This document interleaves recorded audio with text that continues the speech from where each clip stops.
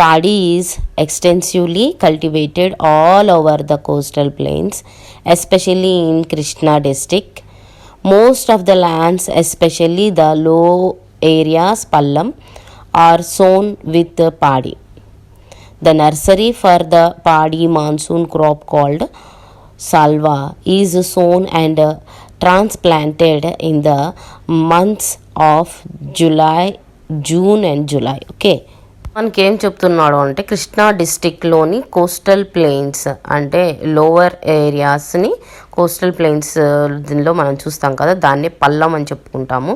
బ్రాకెట్లో మనకి పల్లం అని కూడా ఇచ్చాడు. ఆ పల్లం ప్రాంతాల్లో ఆ ఏరియాలో లోవర్ ఏరియాలో ఏం చేస్తాడని చెప్తున్నాడు, సోన్ విత్ పాడి అంటున్నాడు. పాడి అంటే వరి పంట అనమాట. ఓకే, దాన్ని వేస్తారు అని చెప్తున్నాడు. అప్పుడు వేసిన తర్వాత అది ఎప్పుడు వేస్తారంటున్నాడు, ఇక్కడ మనం చూసినట్లయితే పాడి మాన్సూన్ క్రాప్ అనేసి చెప్పాడు. అంటే వరి పంటని మనం ఎప్పుడైతే ఋతుపవనాలు ప్రారంభంలో వస్తాయో అప్పుడు వేస్తారనమాట. అప్పుడు వేస్తారని చెప్తున్నాడు. అలా వేసిన తర్వాత ఇక్కడ మనకేం చెప్తున్నాడు, కాల్డ్ దీన్ని ఇలా వేయటాన్ని ఏమంటున్నాడు, సాల్వా అనేసి అంటున్నాడు అనమాట. అంటే సాల్వా పంట అనేసి చెప్పుకుంటారని చెప్తున్నాడు.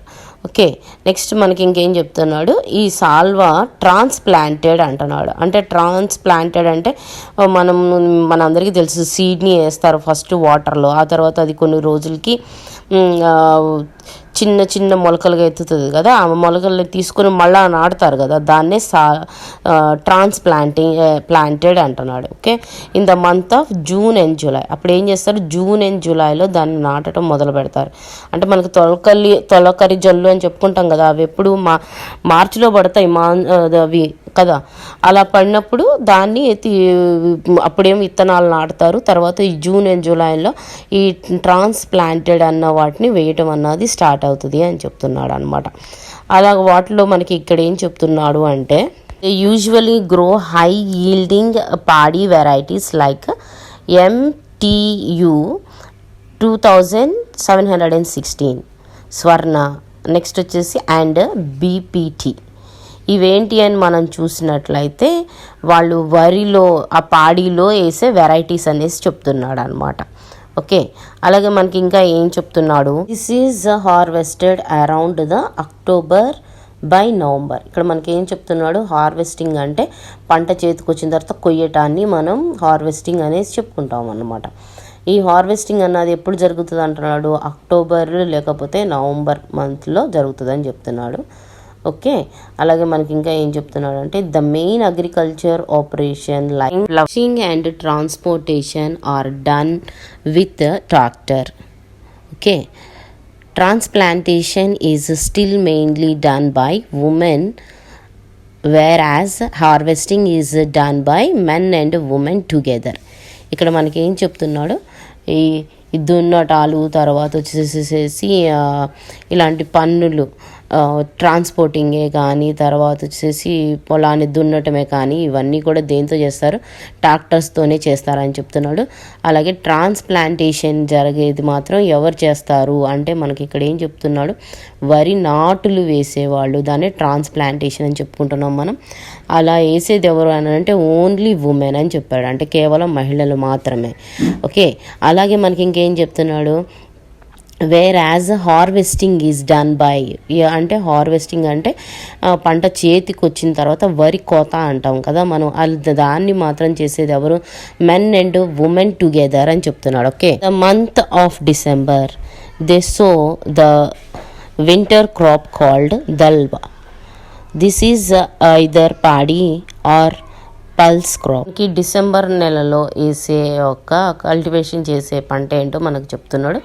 అలా డిసెంబర్ నెలలో కల్టివేట్ చేసే పంటని ఆ క్రాప్ని ఏమని చెప్తున్నాడు, దల్వా అనేసి చెప్తున్నాడు. ఓకే, అది ఆ దల్వా అంటే ఏంటి అని అంటే అది వరినైనా వేయొచ్చు వాళ్ళు, లేకపోతే పప్పు ధాన్యాలైనా వేయవచ్చు. దాన్నే మనకి ఇక్కడ పల్సెస్ అని ఇచ్చాడు కదా, ఆ రెండిట్లో ఏదైనా వేస్తారని అర్థం అనమాట. Okay, in the last few years many farmers have been cultivating sugar cane instead of పాడీ.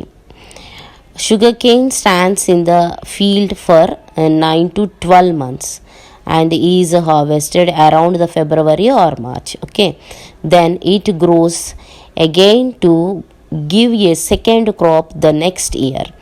These fields need tending throughout the year, and this is done by men. మేము చెప్పుకుంటున్నాము అని అంటే ఇక్కడున్న ఫార్మర్స్ ఏం కల్టివేట్ చేస్తున్నారు, పాడికి బదులుగా అంటే వరికి బదులుగా షుగర్ కేన్ని కల్టివేట్ చేస్తున్నారు. ఎందుకు అని అంటే షుగర్ కేన్ అన్నది ఇక్కడ మనకి ఏం చెప్తున్నాడు, 9 to 12 months దాకా వాళ్ళకి స్టాండర్డ్ ఉంటుంది, అంటే అంతవరకు పని ఉంటుంది అనేసి చెప్తున్నాడు.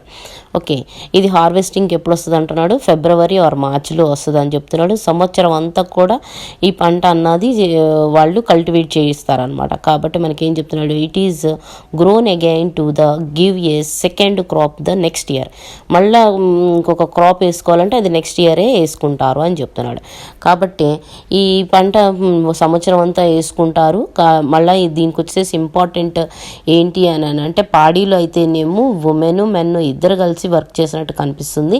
షుగర్ కేన్లో మాత్రం ఏమని చెప్తున్నాడు, this is done mainly by men, అంటే కేవలం మగవారు మాత్రమే కల్టివేట్ చేసే క్రాప్ ఏది అని అంటే అది షుగర్ కేన్ అని చెప్పాలన్నమాట. Okay, nowadays the villages cultivate turmeric, yam, banana etcetera in the uplands అంటే మెట్ట భూములు అనమాట. Okay, these are sown with the arrival of rains and harvested in February by March అనేసి చెప్తున్నాడు. ఇక్కడ మనం చూసినట్లయితే ఇక్కడ మనం ఏం చెప్పుకుంటున్నామంటే నవ్వేడేస్ అంటే ప్రస్తుత కాలంలో ఇక్కడ ఉన్న ఫార్మర్స్ వీటిని కల్టివేట్ చేస్తున్నారంటే టామరిక్ అంటే పసుపు, యామ్ అంటే కందులు అనుకుంటాం కదా అలాంటివి, తర్వాత వచ్చేసి బనానాస్ అది మీకు తెలుసు.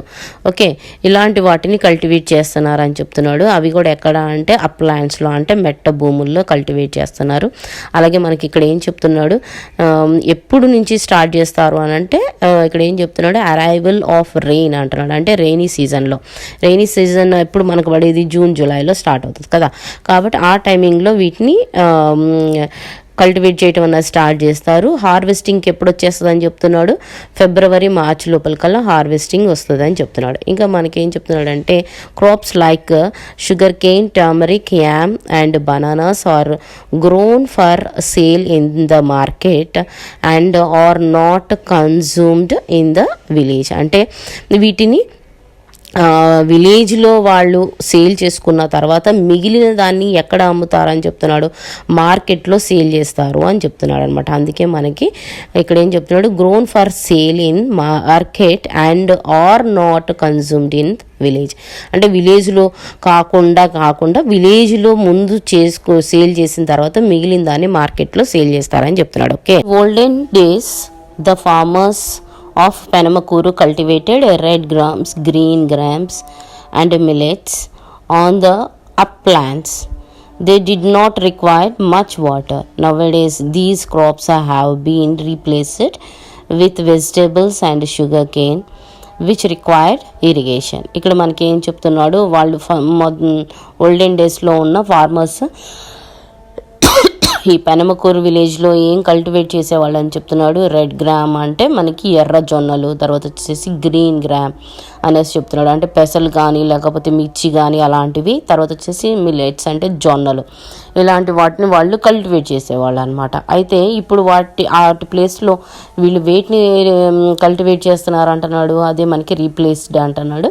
ఈ రీప్లేస్డ్ ఏం జరుగుతుంది అంటున్నాడు, వెజిటేబుల్స్ అండ్ షుగర్ కేన్స్, వీటిని వీళ్ళు కల్టివేట్ చేస్తున్నారు అంటున్నాడు. కాబట్టి షుగర్ కేన్కి వెజిటేబుల్స్కి ఏం కావాలని చెప్తున్నాడు, వాటికేం పెద్దగా వాటర్ అవసరం లేదు, నాట్ రిక్వైర్డ్ మచ్ వాటర్ అని చెప్పాడు. అంటే వాటికి పెద్దగా వాటర్ అవసరం లేదు, కానీ వాటర్ వేటికి అవసరం అని చెప్తున్నాడు, వెజిటేబుల్స్కి షుగర్ కేన్కి రిక్వైర్డ్ ఇరిగేషన్ అని చెప్తున్నాడు. అంటే వీటికి నీళ్ళు అవసరం ఉంటుంది అనేసి చెప్తున్నాడు అనమాట. అయితే నీళ్ళు అవసరం లేని పంటల్ని వదిలేసి నీళ్ళు అవసరం ఉన్న వాటిని ఎందుకు కల్టివేట్ చేస్తున్నారు ఫార్మర్స్ అని మనం చూసినట్లయితే, ఇప్పుడు రెడ్ గ్రామ్సే కానీ, తర్వాత వచ్చేసి గ్రీన్ గ్రామే కానీ, మిల్లెట్స్ కానీ, జొన్నల్ని కానీ, తర్వాత ఎర్ర జొన్నలు, తర్వాత ఇలాంటివి కందులు, పెసలు ఇలాంటి వాటిని ఎవరన్నా ఇప్పుడు వాడట్లేదు కదా, అవి తక్కువగా యూజ్ చేస్తున్నారు.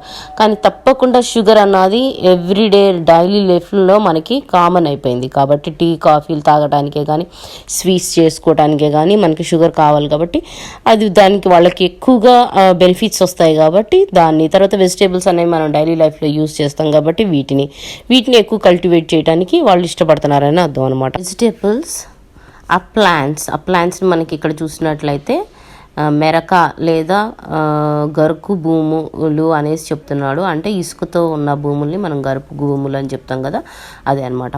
Of this village are suitable for growing vegetables. ఈ విలేజ్ వెజిటేబుల్స్ని కల్టివేట్ చేయడానికి కూడా సూటబుల్ అయింది అని చెప్తున్నాడు.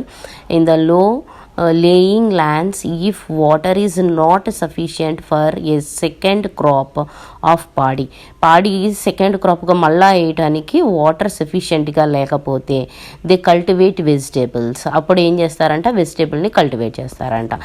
Usually they cultivated brinjal, ladies finger, ivy, ground దొండకాయ అంటున్నాడు. అంటే దొండకాయని కల్టివేట్ చేస్తారు. నెక్స్ట్ వచ్చేసి ఏం చెప్తున్నాడు, ridge gourd and cabbage they are sold in Viyyuru Rythu Bazar. ఇక్కడ మనకేం చెప్తున్నాడు, వీళ్ళు ఏమేమి కల్టివేట్ చేస్తారు, ఇది మనకి ఎగ్జామ్స్లో వచ్చే క్వశ్చన్. వాళ్ళు కల్టివేట్ చేసేవి మనం చూసినట్లయితే బ్రింజల్ అంటే వంకాయ, తర్వాత లేడీస్ ఫింగర్ అంటే బెండకాయ, తర్వాత దొండకాయ, తర్వాత వచ్చేసి మనకి ఏం చెప్తున్నట్టు రిచ్ గార్డ్ అంటే బీరకాయ, నెక్స్ట్ వచ్చేసేసి క్యాబేజ్. వీటిని వీళ్ళు కల్టివేట్ చేస్తారు అంటున్నాడు. ఈ కల్టివేట్ చేసిన వాటిని ఎక్కడ అంటే ఉయ్యూరు రైతు బజార్లో వాళ్ళు అక్కడ అమ్ముతారు అని చెప్తున్నాడు. Okay. During the summer some farmers cultivate పిల్లి పెసర to increase the fertility of their fields, or leguminous green manure crop which fix nitrogen in the soil. After 30 to 40 days these crops are pulled back into the soil. Leguminous green crop గురించి చెప్తున్నాడు. అంటే చిక్కుడు జాతికి చెందినవి అన్నమాట. Okay, అవే మనం చూసినట్లయితే జీలుగా, పిల్లు పెసర అంటున్నాడు. వీటి వల్ల ఏమవుతుంది అంటున్నాడు, అక్కడున్న సాయిల్ అన్నది ఫెర్టైల్ సాయిల్గా మారిపోతుంది. అంటే వీటిని కల్టివేట్ చేయటం వల్ల సాయిల్ ఫెర్టైల్ సాయిల్గా మారిపోతుంది అనేసి చెప్తున్నాడు. అలాగే మనం చూసినట్లయితే మళ్ళీ ఆ ల్యాండ్లో ఏమొస్తుంది అంటున్నాడు, ఫిక్స్ నైట్రోజన్ అంటే నత్రజని అన్నది ఇక్కడ పెరిగిపోతుంది ఆ ల్యాండ్లో అని చెప్తున్నాడు అనమాట. ఇలా జరగటం వల్ల ఏం చెప్తున్నాడు, ఇంకా మనకి 30 to 40 days తర్వాత మళ్ళీ ఇక్కడ ఏం చేస్తారంటున్నాడు, కల్టివేట్ చేయటానికి, దున్నటానికి వాటిలో ఆ చెత్త గడ్డి ఉంటుంది కదా, వాటినే ఎరువులుగా వేసేసేసి వీళ్ళు కల్టివేట్ పౌలింగ్ అన్నది చేస్తారు, అంటే దున్నటం అన్నది చేస్తారు అని చెప్తున్నాడు అనమాట. Okay. Orchards on the bank of river Krishna and uplands areas of Penamakuru we can see several fruit bearing trees and orchards like guava, sapota and papaya. The farmers have told us that the soil near the river contains more sandy. The capacity of these soils to retain moisture is very less. Therefore, crops like paddy do not grow well on sandy soil. ఇక్కడ మనం ఏం చెప్పుకుంటున్నాము, Sandy సాయిల్లో వచ్చేసేసి పాడి అన్నది grow అవ్వదు. కాబట్టి వాళ్ళు దానికి రీప్లేస్మెంట్గా ఏమి కల్టివేట్ చేస్తున్నారని చెప్తున్నాడు. మనకి చూసినట్లయితే ఈ కృష్ణా డెల్టా ఏరియాలో ఈ అప్లాండ్ అంటే మెట్ట భూముల్లో సెవరల్ ఫ్రూట్ బేరింగ్ ట్రీస్ అంటే ఫ్రూట్స్ని కల్టివేట్ చేస్తున్నారని అర్థం అనమాట. వాటిలో మనకి చెప్తున్న వెరైటీస్ ఏమని చెప్తున్నాడు, like guava, sapota and papaya, వీటిని కల్టివేట్ చేస్తారు అనేసి చెప్తున్నాడు. ఎందుకు అంటే the fruits trees grow well as their roots penetrate deep into the soil and draw out water.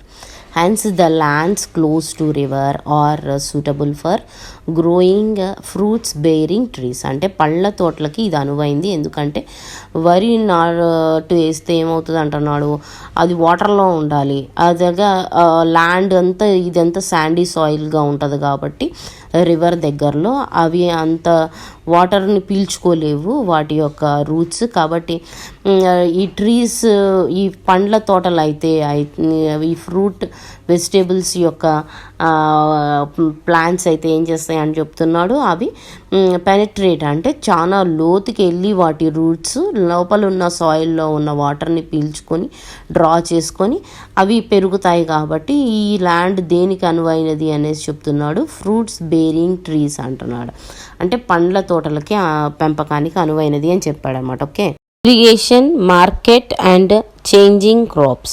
We have seen that there is a shifted from growing food grains like millets, paddy and pulses to cash crop like sugarcane, vegetables, fruits and turmeric. ఇక్కడ మనం ఏం చెప్పుకుంటున్నాము, irrigation, market and changing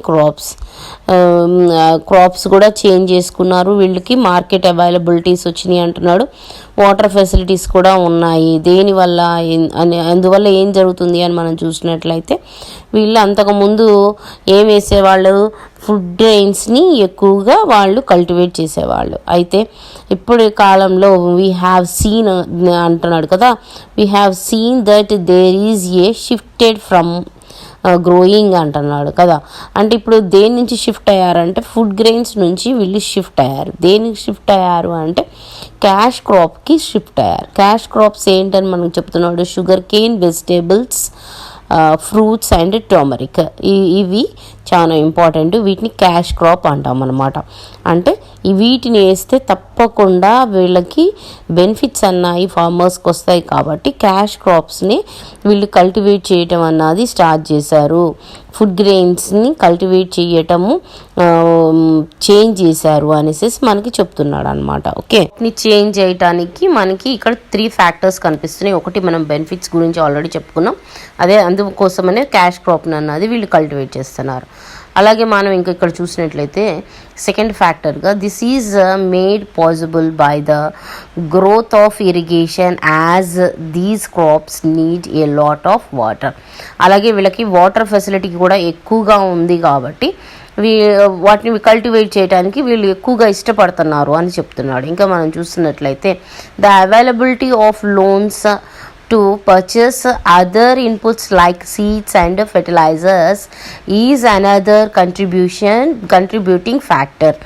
అలాగే వీళ్ళకి banks అవి loans ఇస్తున్నాయి. తర్వాత ఎరువులు, ఫెర్టిలైజర్స్ అంటే ఎరువులు, సీడ్స్ అంటే విత్తనాలు, ఇలాంటివన్నీ కూడా బ్యాంకుల ద్వారా తర్వాత ఎక్కడైనా కానీ వాళ్ళు పర్చేస్ చేయడానికి మనీని లోన్ రూపంలో బ్యాంక్స్ ఇస్తున్నాయి. కాబట్టి వీళ్ళకి ఇలాగా అన్ని సౌకర్యాలు కలిగి ఉన్నాయి. కాబట్టి వాళ్ళు ఎక్కువగా దేన్ని కల్టివేట్ చేయడానికి ఇష్టపడుతున్నారు, దేందుకు షిఫ్ట్ అయ్యారు అని అంటే వాళ్ళకి బెనిఫిట్స్ కోసము. అలాగే బెనిఫిట్స్ రావాలంటే ఫుడ్ గ్రెయిన్స్ కంటే కూడా క్యాష్ క్రాప్ ద్వారా ఎక్కువగా వస్తుంది. కాబట్టి వాళ్ళు అందుకే దానికి క్యాష్ క్రాప్ అని పెట్టుకున్నారు పేరు. కాబట్టి దీన్ని కల్టివేట్ చేస్తున్నారని మనకు అర్థమవుతుంది. ఓకే, ఒక క్వశ్చన్ ఇచ్చాడు కదా, what are the reasons for this change. ఇప్పుడు మనం ఆల్రెడీ చెప్పుకున్నాము 3 ఫ్యాక్టర్స్ అనేసి. ఆ 3 ఫ్యాక్టర్స్ని మనం ఇక్కడ రాయవచ్చు అనమాట. వాళ్ళు ఒకటి ఎందుకు చేంజ్ చేశారంటే క్యాష్ కోసం, ఇంకొకటి వచ్చేసి వాటర్ ఫెసిలిటీ ఎక్కువగా కనిపిస్తుంది.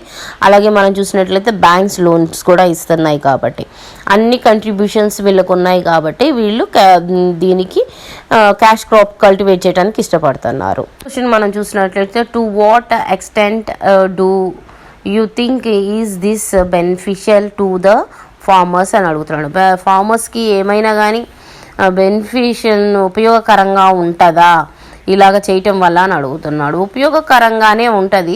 ఏంటి అని అంటే మనకు ఆల్రెడీ మనం డిస్కషన్లో చూసాం కదా, షుగర్ కేన్ అన్నది ఇయర్ మొత్తం కూడా కల్టివేట్ చేస్తారు. కాబట్టి వర్క్ అన్నది ఇయర్ మొత్తం ఉంటుంది. అదే పాడి తీసుకుంటే 6 months వర్క్ చేస్తారు కదా. అలాగా మళ్ళీ నెక్స్ట్ మనం చూసినట్లయితే ఇది క్యాష్ క్రాప్ అని చెప్పుకుంటున్నాం. కాబట్టి వీళ్ళకి వెమ్మటనే వాళ్ళు అమ్ముకున్న వెమ్మటనే మార్కెటింగ్కి వచ్చిన వెమ్మటనే పైసలు వచ్చేస్తాయి. కాబట్టి వీళ్ళకి బెనిఫిట్గానే ఉంటుంది. కాబట్టి వీళ్ళు దాన్ని కల్టివేట్ చేయడానికి ఇష్టపడుతున్నారని మనకు అర్థమవుతుంది. తర్వాత క్వశ్చన్ ఏం చెప్తున్నాడు, will this also create some problems అని అడుగుతున్నాడు. ఈ మార్పులు ఏమైనా సమస్యలకు దారి తీస్తాయా అని మనల్ని అడుగుతున్నాడు. కావున తీస్తాయి. ఎందుకు తీస్తాయి మనం ఇక్కడ వీళ్ళు వేస్తుంది ఏంటి, sugar cane, vegetables, fruits and turmeric, అంటే ఇవి మాత్రమే క్యాష్ క్రాప్స్. మరి ఫుడ్ గ్రెయిన్స్ని వదిలేస్తే మనకు తర్వాత కాలంలో ఏమవుతుంది, తినడానికి ఫుడ్డే ఉండదు. కాబట్టి ఇది ప్రాబ్లం అన్నది క్రియేట్ చేస్తుంది. దాన్ని కల్టివేట్ చేయాలి, ఫుడ్ గ్రెయిన్స్ని కల్టివేట్ చేసుకోవాలి, అలాగే క్యాష్ క్రాప్ని కూడా కల్టివేట్ చేసుకోవాలి. Land ownership tenancy. There are about 750 families in Penamakuru. 10 of them have 10 acres of land or above. Approximately 150 families have land below 5 acres and the rest have no land.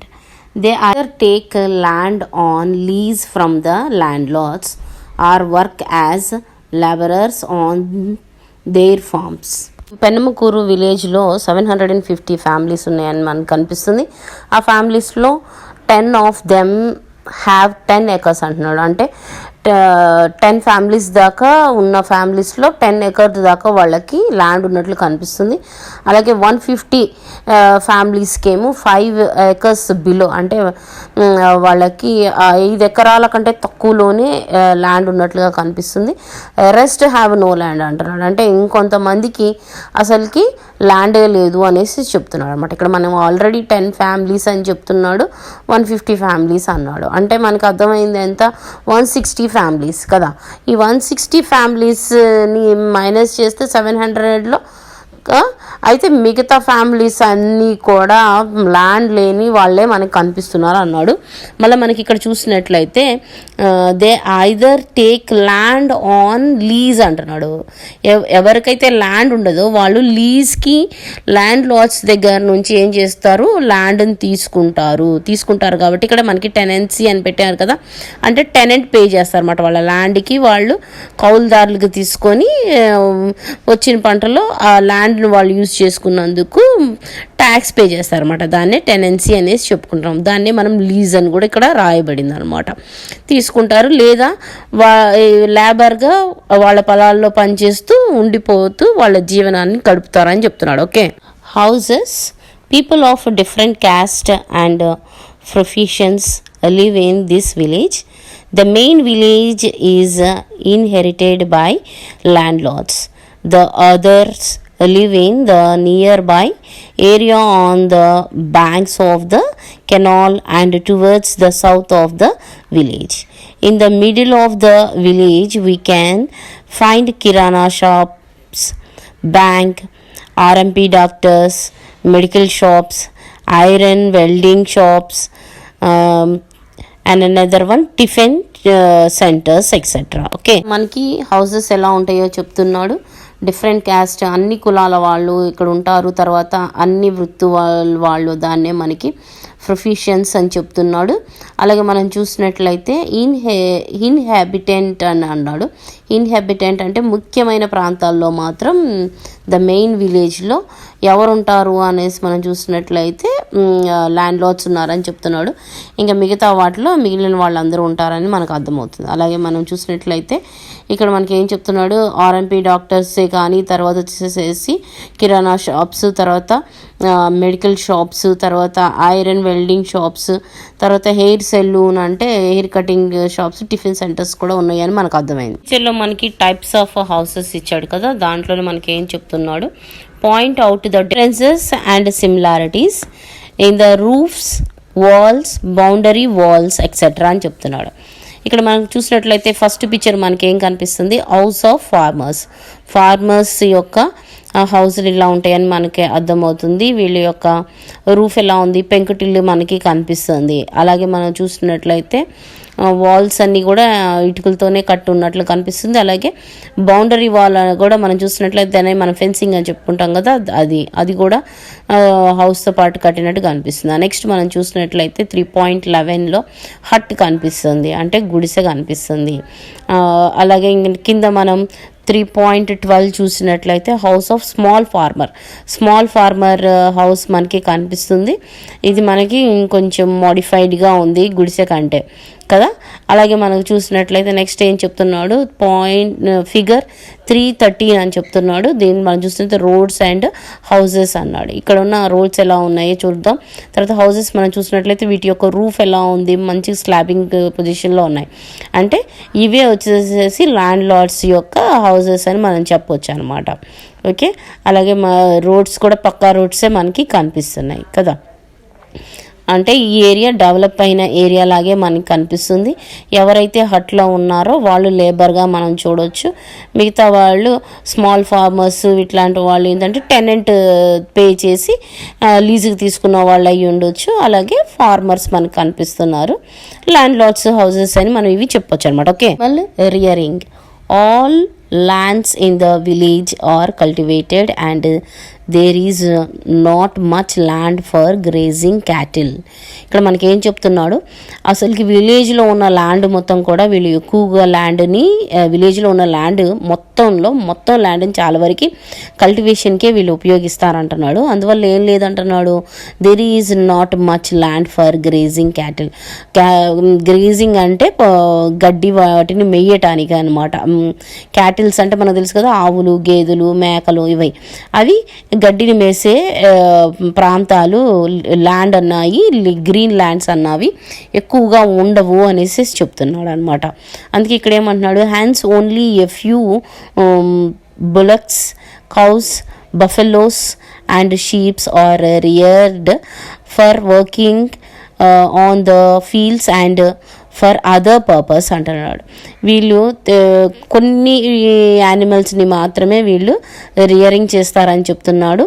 అవి rearing అంటే దేనికి అని అంటే పాల ఉత్పత్తుల కోసం అనేసి, అంటే మళ్ళీ ఇంకా అగ్రికల్చర్ దానికోసమే కానీ అదర్ పర్పస్ అన్నాడు కాబట్టి అగ్రికల్చర్ కోసమని తర్వాత పాల కోసం అనేసి వీళ్ళు వీటిని పెంచుతారంటున్నాడు.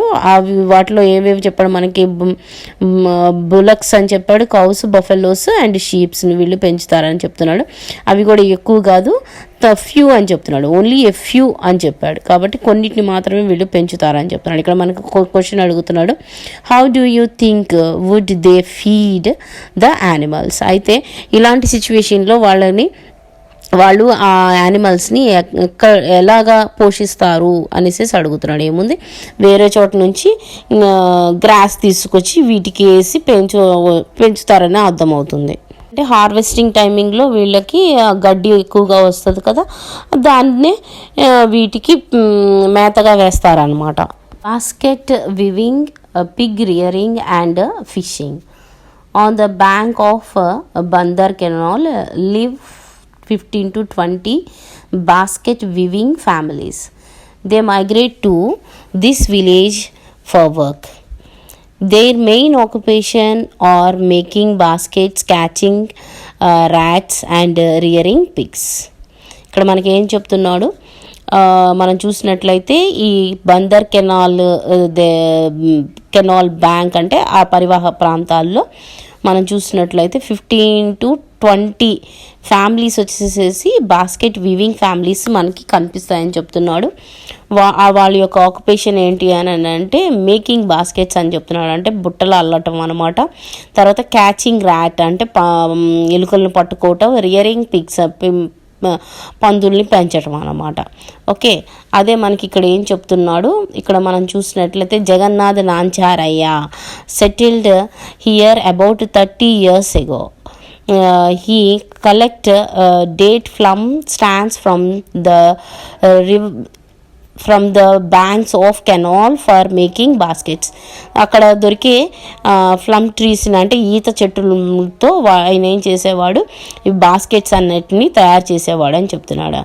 And he has wife makes 5 to 6 baskets for day.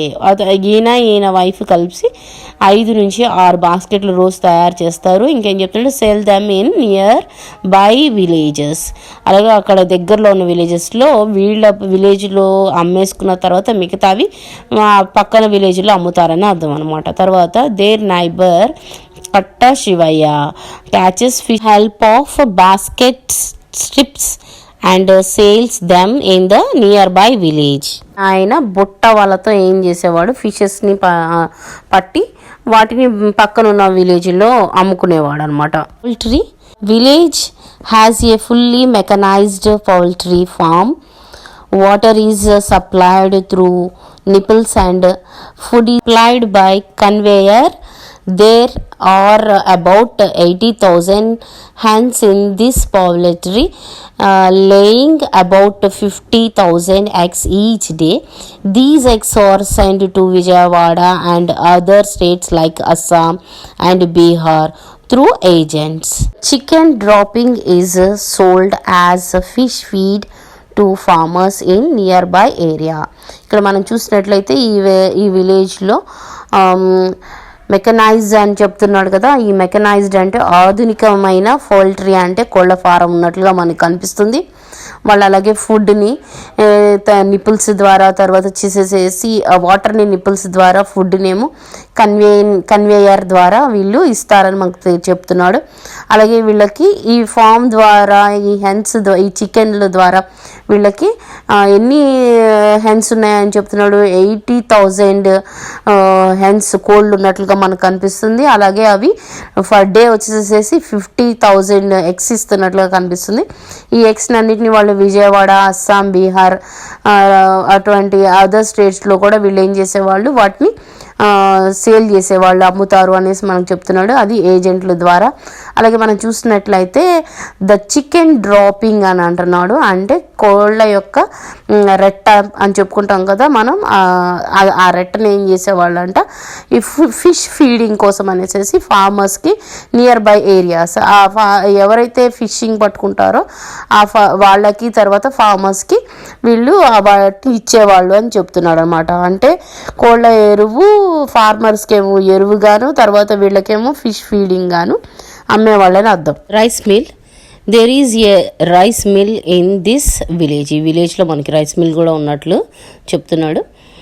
The owners of this rice mill purchase paddy from the peasant and prepare rice to sale in other places. ఇక్కడ మనకి పెజెంట్ అని ఇచ్చాడు కదా, అంటే ఏంటి అని అంటే ఫార్మర్స్ అనమాట. ఓకే, ఆ ఫార్మర్స్ దగ్గర నుంచి రైస్ని వీళ్ళు కొని దాన్ని మిల్లులో ప్రిపేర్ చేసి అంటే వడ్లు కొనుక్కొని మిల్లులో ప్రిపేర్ చేసి ఆ రైస్ని ఏం చేసేవాళ్ళు అదర్ ప్లేసెస్లో అమ్ముతారని చెప్తున్నాడు. Poultry and rice mill are based on agriculture and therefore are called agro industries.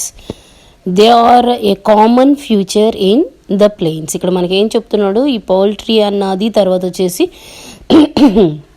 కోళ్ల పెంపకము అలాగే రైస్ మిల్లులు ఈ దేనిపైన ఆధారపడి ఉంటాయి, అగ్రికల్చర్ మీద ఆధారపడి ఉంటాయి అంటున్నాడు. కాబట్టి there are a common feature in the plains అంటున్నాడు. అంటే ఈ ప్లెయిన్స్ ఈ ఏరియాలో ఇలాంటి ఏరియాలో వచ్చేసేసి ఎక్కువగా మనకి ఏం కనిపిస్తాయి అంటున్నాడు, ఈ అగ్రో ఇండస్ట్రీసే కనిపిస్తాయి అని చెప్తున్నాడు అనమాట. It is easy to get the necessary raw material. ఇక్కడ రా మెటీరియల్ ఈజీగా దొరుకుతుంది అని అంటున్నాడు. And transport the product to the distant market. ఆ తర్వాత వీళ్ళు ఏం చేస్తారు, ఆ ప్రొడక్ట్ని మార్కెట్లో అమ్ముతారు అనేసి చెప్తున్నాడు అనమాట. Road transport and markets network in this region is well developed, providing connectivity to many towns and cities. This helps in marketing the produce.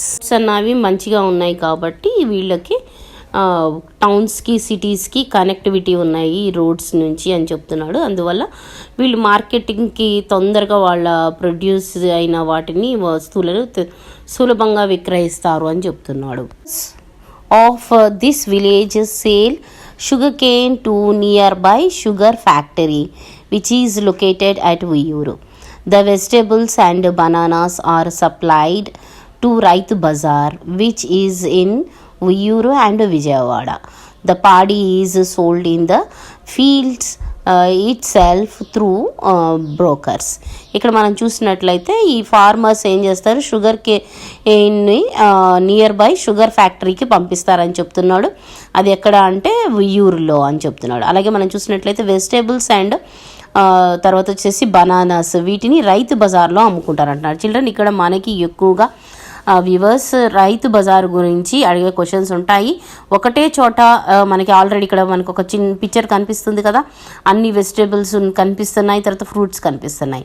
అందుకే దీన్ని క్యాష్ క్రాప్ అంటారు. ఎందుకు అని అంటే మార్కెట్లో రైతు బజార్ అని ఎందుకు అన్నారంటే రైతే అమ్ముకుంటాడు కాబట్టి దాన్ని రైతు బజార్ అన్నాడు.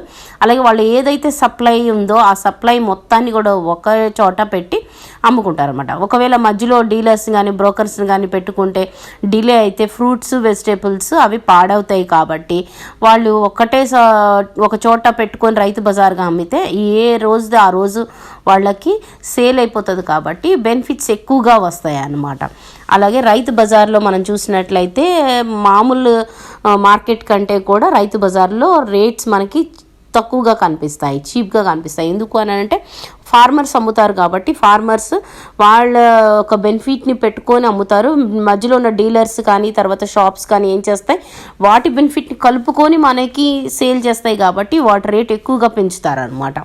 ఓకే, అలాగే మనం చూసినట్లయితే ఇంకేం చెప్తున్నాడు, పాడి sold in the field it self through the brokers అంటున్నాడు. అంటే పాడి ఫీల్డ్స్ దగ్గరికే వచ్చేసి బ్రోకర్స్ ఏం చేస్తారు, వాళ్ళ యొక్క రైస్ బ్యాగ్స్ని పాడిని వాళ్ళు బ్రోకర్స్ కొనుక్కుంటారు అనేసి చెప్తున్నాడు అనమాట. అంటే బ్రోకర్స్ అంటే ఫర్ ఎగ్జాంపుల్ బ్రోకర్సే కానీ లేకపోతే ఈ రైస్ మిల్లర్ ఓనర్సే కానీ వచ్చి కొనుక్కుంటారని అర్థం. నెక్స్ట్ మనం చూసినట్లయితే availability of labours. Most villages are employed in this village.